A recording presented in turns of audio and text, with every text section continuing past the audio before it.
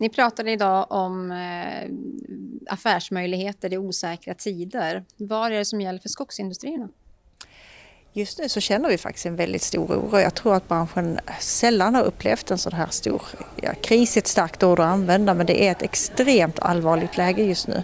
Och det som påverkar vår industri, det är att vi har fått ett väldigt högt kostnadsläge samtidigt som tullarna har gjort att de som tidigare gjorde affärer med USA, till exempel Kanada och Kina, har vänt sina handelsströmmar till Europa.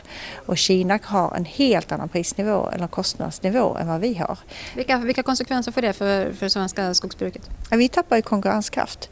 Vår stora styrka har alltid varit att vi har haft god tillgång på skog, god tillgång på råvara till konkurrenskraftiga priser eftersom vi har haft så mycket skog.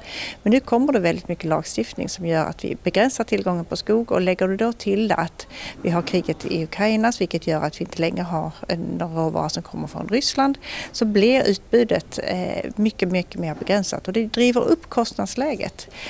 Och det samtidigt som Kina börjar vända blickarna mot Europa, det gör att svensk skogsindustri tappar allvarligt i konkurrenskraft. Men just kriget i Ukraina har väl också varit en liten guldålder rent ekonomiskt för svensk skogsnäring. Är det så att Kina kommer att rubba den balansen? Jag skulle inte säga att kriget i Ukraina har varit en guldålder för svensk skogsindustri, tvärtom.